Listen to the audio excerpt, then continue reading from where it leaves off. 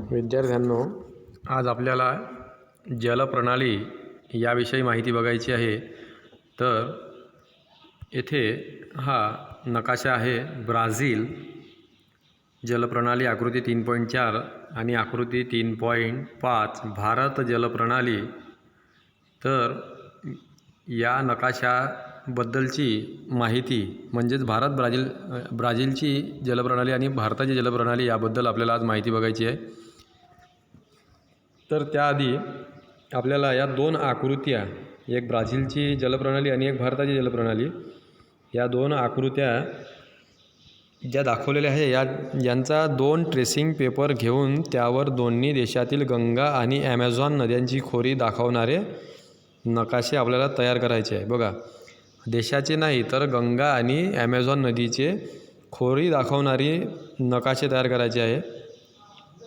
नद्यांच्या खोऱ्यांना नावं द्यायची आहे. गंगा नदी व ॲमेझॉन नदी यांच्या खोऱ्यांबद्दल तुलनात्मक टिप्ससुद्धा लिहायची आहे. त्यासाठी आपल्याला काही मुद्द्यांचा वापर करायचा आहे. ते मुद्दे म्हणजे आपण पाहू शकतो की येथे दिलेलेच आहे आपल्याला पाणलोट क्षेत्राचे आकारमान,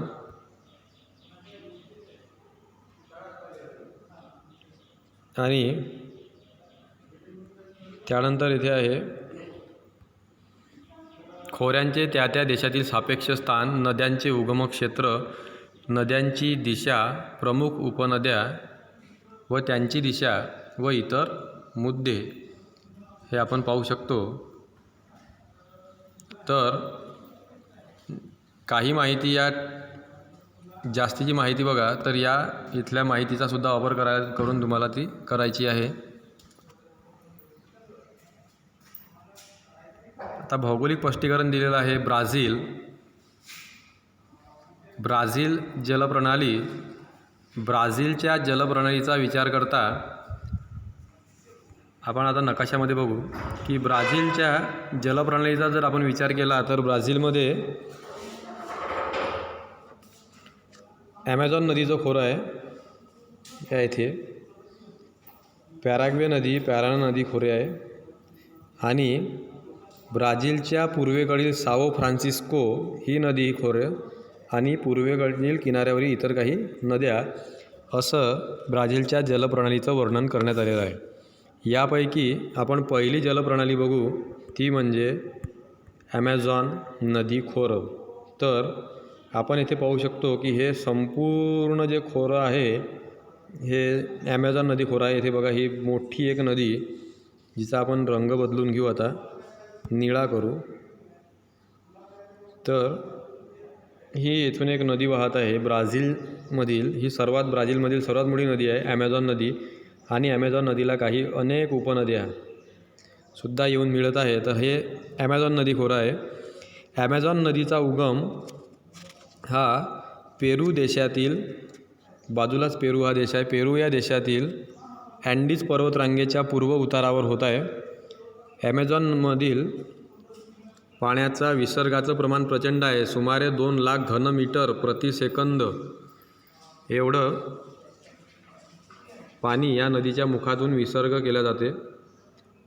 आणि या नदीच्या मुखाशी मोठ्या प्रमाणात वितरिका तयार झालेल्या आहे. वितरिका तयार झालेल्या नाही याचं कारण असं आहे की या नदीमधून असलेलं पाण्याचा मोठ्या प्रमाणात विसर्ग आणि त्यामुळं नदीमध्ये कोणत्याही प्रकारचं गाळ संचयन होत नाही. त्यामुळे ॲमेझॉन नदीच्या मुखाजवळ वितरिका नाहीत. त्याऐवजी ॲमेझॉन नदीच्या मुखाजवळ अटलांटिक महासागरात किनाऱ्याच्या जवळ अनेक बेटं आहेत. आपण पाहू शकतो मॅराजॉ बेट वगैरे हे आपल्याला बघायला मिळत आहे इथे. आणि ॲमेझॉन नदीच्या पात्राची रुंदी सुमारे 150 किलोमीटर आहे. म्हणजे ही नदी जेथे समुद्राला जाऊन मिळते, तर या नदीच्या मुखाची जी लांबी आहे ती 150 किलोमीटर आहे.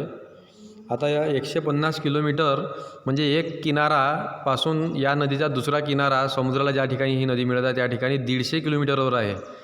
म्हणजे आपल्या गावापासून 150 किलोमीटरवर जर एखादं गाव असेल तर ते नेमकं किती दूर आहे यावरून आपल्याला त्या नदीचा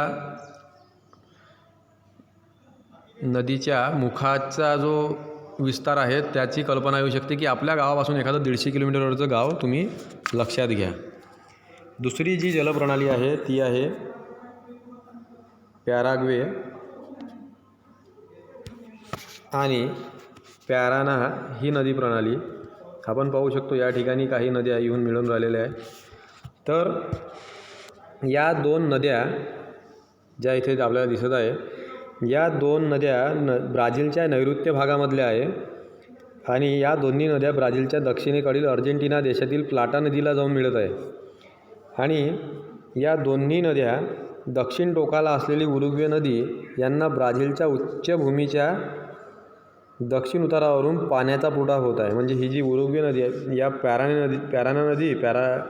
पॅराना, पॅराग्वे आणि ही जी उरुग्वे नदी आहे, या तीनही नद्यांना या ब्राझीलच्या उच्चभूमीमधून पाण्याचा पुरवठा होत आहे. नंतर एक नदी आहे ब्राझीलमध्ये, ती तिसरी जलप्रणाली आहे. बघा इथे साओ फ्रान्सिस्को नदी आपण पाहून राहिलेलो आहोत. ही इथे साओ फ्रान्सिस्को नदी आहे. इथे नावसुद्धा आपण वाचू शकतो, साओ फ्रान्सिस्को. तर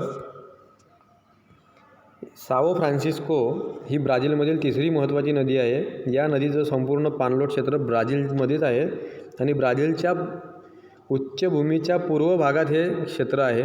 आपण पाहू शकतो या भागात 1000 किलोमीटर अंतरापर्यंत, बघा ही नदी आधी 1000 किलोमीटर एक उत्तरेकडे वाहते, नंतर ती पूर्वेकडे वाहते आणि मग ती अटलांटिक महासागराला जाऊन मिळते. आणि या साओ फ्रान्सिस्को नदीमुखाजवळील 250 किलोमीटरपर्यंत लांबीचा भाग हा जलवाहतुकीस योग्य आहे. तर हा इथला भाग 250 किलोमीटरपर्यंतचा जलवाहतुकीसाठी वापरला जातो. याशिवाय किनारी प्रदेशातील नद्या हा सुद्धा ब्राझीलमधील एक नद्यांचा विभाग आहे. तर आपण पाहू शकतो की ब्राझीलमध्ये येथे परारिबा, इटाकेपुरू ही एक नदी आहे, पुरागुआकू नदी आहे. ही या नद्या किनाऱ्यावरील नद्यांमध्ये मोडल्या जाते. ब्राझीलच्या किनारी प्रदेशात अनेक किमी लांबीच्या नद्या आहेत. किनाऱ्यावरील प्रदेशात दाट लोकवस्ती असल्यामुळे या नद्या महत्त्वाच्या आहेत. त्यापैकी परानिबा, इटाकेपुरू या नद्या उत्तरेकडे वाहतात व अटलांटिक महासागराला जाऊन मिळतात. दक्षिण अटलांटिक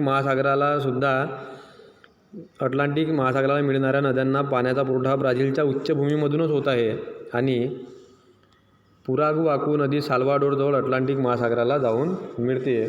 तर ही जी नदी आहे पुरागुआकू. यानंतर आपल्याला हे झालं विद्यार्थ्यांनो ब्राझीलमधील नदीखोऱ्या, ॲमेझॉन नदीखोरे, त्यानंतर पॅराग्वे, पॅराना, साओ फ्रान्सिस्को आणि किनाऱ्यावरील नद्या. यानंतर आपल्याला हीच ती माहिती आहे जी आपण बघितलेली आहे. आणि यानंतर आपल्याला भारतातील नदी प्रणालीबद्दलची माहिती बघायची आहे. तर नदी प्रणाली भारत जलप्रणाली येथे आपण पाहू शकतो. तर भारतातील ज्या नद्या आहेत या नद्यांचं वर्गीकरण करण्यात आलेलं आहे की भारतातील नद्यांचे 2 प्रकार करण्यात आलेले आहे. एक म्हणजे हिमालयातील आणि दुसरे म्हणजे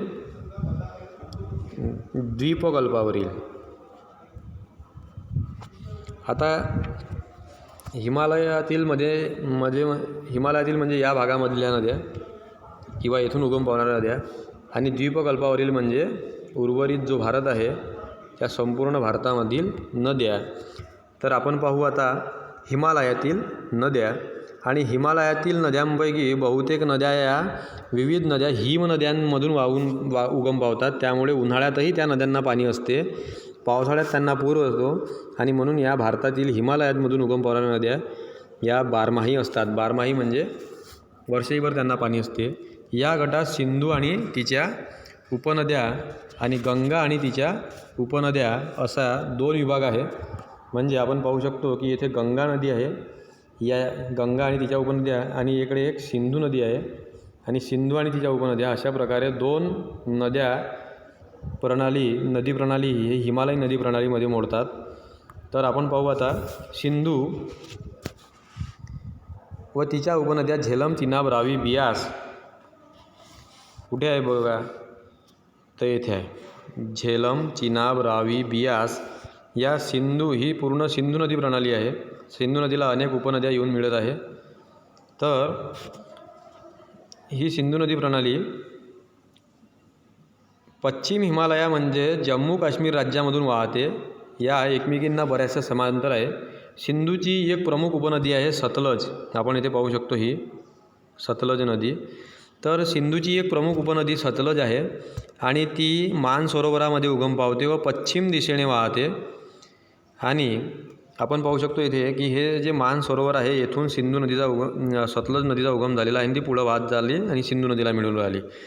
तर सतलज व तिच्या उपनद्यामधील गाळाच्या संचयनातून भारतातील पंजाबचं मैदान तयार झालं आहे. बघा इथे पंजाब हरियाणा हे राज्यसुद्धा आहे आणि पंजाब हरियाणाचा जे भाग आहे हा सिंधूची प्रमुख उपनदी असलेली सतलज नदीच्या प्रवाहामुळे तयार झालेला आहे.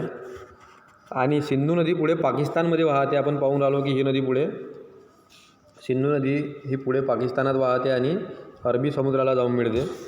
त्यानंतर दुसरी एक नदी प्रणाली आहे ती आहे गंगा नदी प्रणाली. गंगा नदी ही गंगोत्री या ठिकाणी उगम पावते आणि ती पुढे वाहत जाऊन आपण येथे पाहू शकतो की गंगा नदी ही येथे पुढे जाऊन बांगलादेशमधून आणि गंगाला अनेक उपनद्या येऊन मिळून राहिलेल्या आहे. आपण पाहू शकतो इकूनही एक नदी येऊन मिळते. तरी गंगा नदी प्रणाली आहे. गंगा ही हिमालयातील गंगोत्री या हिमनदीमधून उगम पावणारी नदी आहे. हिमालय ओलांडून ती मैदानी प्रदेशामध्ये आल्यानंतर ती पूर्ववाहिनी बनते. म्हणजे आपण पाहत आहे की ही नदी पूर्वेकडे वाहत आहे आणि हिमालयातील उगम पावणाऱ्या गंगेच्या अनेक उपनद्या देखील अशाच प्रकारे वाहतात. यमुनोत्री येथे उगम पावणारी यमुना ही गंगेची प्रमुख उपनदी आहे आणि गंगेची एक प्रमुख अशी उपनदी ही बृहद हिमालयामधून सुद्धा उगम पावते व हिमालय ओलांडून भारतीय हद्दीत प्रवेश करते. इथून पाहून राहिलो आपण एक नदी. तर ही इथून मानसरोवरातून एक नदी उगम पावून राहिली आणि ही गंगेला येऊन मिळते. तर ती हिमालयातून वाहते तेव्हा तिला सांगपो म्हणतात. हिमालय ओलांडणाऱ्या तिच्या प्रवाहाला ब्रह्मपुत्रा असे म्हणतात. दिहांग असे म्हणतात आणि पूर्वेकडे वाहणाऱ्या तिच्या प्रवाहाला ब्रह्मपुत्रा असे म्हटले जाते. आणि गंगा नदीला ब्रह्मपुत्रा ही नदी बांगलादेश या देशामध्ये जाऊन मिळते. आणि ब्रह्मपुत्रा ही सुद्धा एक मोठी नदी आहे. तेथे पाणी आणि अवसाद यांचा मोठा विसर्ग होऊन असा विस्तीर्ण असा त्रिभुज प्रदेश बांगलादेश या देशामध्ये आणि भारतातील पश्चिम बंगाल या राज्यामध्ये गंगा नदी आणि तिची उपनदी म्हणजे सतलज ब्रह्मपुत्रा नदी यांनी बनवलेला आहे. हा जगातील सर्वात मोठा त्रिभुज प्रदेश आहे ज्याचं नाव आहे सुंदरबन. आणि द्वीपकल्पावरीलही काही नद्या गंगा नदीला जाऊन मिळतात. तर त्या नद्यांची नावं आहेत येथे आपण पाहू शकतो. मी रेषा ओढल्या होत्या तेथे चंबळ, केन, बेटवा आणि क्षोण. तर अशा प्रकारे भारतातील नद्यांचे दोन प्रकार हिमालयातील आणि द्वीपकल्पावरील. आणि हिमालयातील नद्यांचे दोन प्रकार गंगा नदी प्रणाली आणि सिंधू नदी प्रणाली याबद्दलची माहिती आपण बघितली. आता आपण द्वीपकल्पावरील नद्या बघणार आहोत. बघा हा जो भाग आहे भारताचा हा टोटल भाग याला द्वीपकल्प असं म्हटलं जाते. तर या द्वीपकल्पावरील नद्यामध्ये पश्चिम वाहिन्या नद्या आणि पूर्व वाहिन्या नद्या म्हणजे ज्या नद्या पश्चिमेकडे वाहतात त्यांना पश्चिम वाहिन्या, ज्या नद्या पूर्वेकडे वाहून बंगालच्या उपसागराला जाऊन मिळतात त्यांना पूर्व वाहिन्या नद्या असं म्हटलं गेलेलं आहे. तर द्वीपकल्पीय भागामध्ये पश्चिम घाट जो आहे हा या नद्यांचा जलविभाजक आहे. पश्चिम घाटाच्या पश्चिमेकडल्या नद्या अरबी समुद्राला जाऊन मिळतात, पूर्वेकडल्या नद्या या बंगालच्या उपसागराला जाऊन मिळतात. तर द्वीपकल्पीय नद्यांचा पाण्याचा विसर्ग हा पावसावर अवलंबून आहे. या नद्या बारमाही नाही. या नद्या पावसाच्या पाण्यावर अवलंबून असल्यामुळे फक्त पावसाळ्यामध्ये आणि हिवाळ्यामध्ये या नद्यांना पाणी असते. या नद्यांना पुराच्या आपत्तीचा धोका नाही. या हंगामी स्वरूपाच्या आहे. उन्हाळ्यात या नद्यांचं पाणी कमी असते.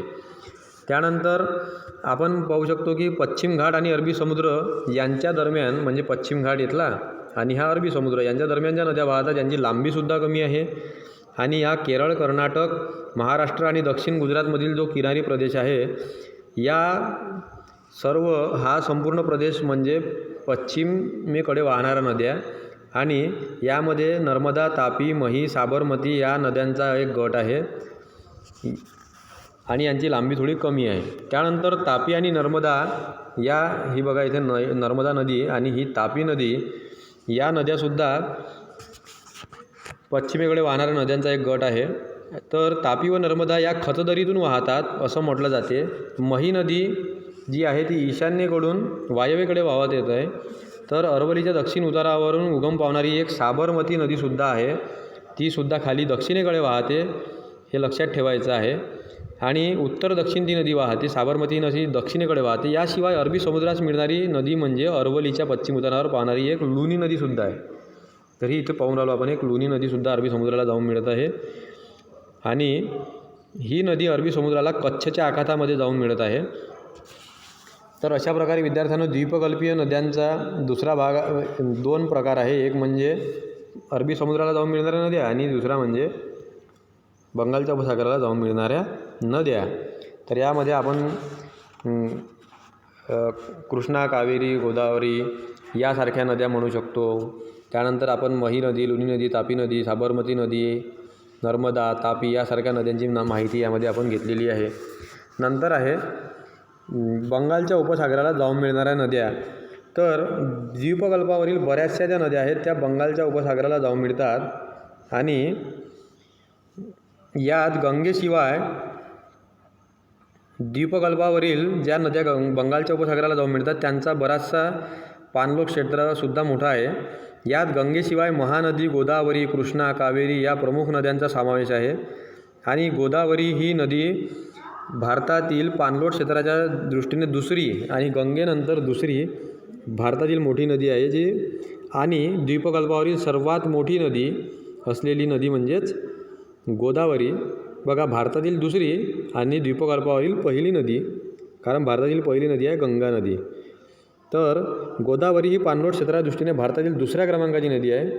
कृष्णा नदीचे खोरे गोदावरी नदीच्या खोऱ्या दक्षिणेस आहे. बघा, हे गोदावरीचं खोरं आणि त्याच्या खाली कृष्णा नदीचं खोरं. आणि तुंगभद्रा आणि भीमा या कृष्णा नदीच्या उपनद्या ह्या इथे आपण पाहू शकतो. भीमा आणि तुंगभद्रा नाव आपण पाहू शकतो. कावेरी नदी कर्नाटक आणि तामिळनाडू या राज्यामधून वाहते. ही इथे नदी आहे कावेरी नदी. आणि या नदीचा फार पूर्वीपासून जलसिंचनासाठी वापर केला जात आहे. चोल राजांनी सुद्धा इसवी सनाच्या 2ऱ्या शतकामध्ये कावेरी नदीवर त्रिचनापल्ली म्हणजे तिरुचिरापल्ली या ठिकाणी एक धरण बांधलं होतं. आणि आजही हे धरण आणि त्यातून काढलेला कालव्याचा वापर आजही केला जातो. तर विद्यार्थ्यांनो, अशा प्रकारे आपण पाहिलं जलप्रणालीमध्ये ब्राझीलमधील जलप्रणाली आणि भारतामधील जलप्रणाली. ब्राझीलमधील जलप्रणालीमध्ये आपण बघितलं साओ फ्रान्सिस्को नदी, किनाऱ्यावरील इतर नद्या, पॅराग्वे नदी प्रणाली आणि ॲमेझॉन नदी प्रणाली. भारतामध्ये आपण पाहिलं हिमालयीन नद्या, द्वीपकल्पावरील नद्या. हिमालयीन नद्यामध्ये आपण पाहिलं सिंधू नदी प्रणाली जी पश्चिमेकडे वाहून पाकिस्तानामध्ये वाहते. आणि गंगा नदी प्रणाली ही दुसरी मोठी नदी जी बंगालच्या उपसागराला जाऊन मिळते. नंतर आपण पाहिलं द्वीपकल्पावरील नद्या, त्यामध्ये आपण पाहिलं अरबी समुद्राला मिळणाऱ्या नद्या, बंगालच्या उपसागराला मिळणाऱ्या नद्या. आणि इथेच हा लेसन संपलेला आहे, ज्याचा स्वाध्याय तुम्हाला लिहायचा आहे. तर आपण इथेच थांबायचं आहे.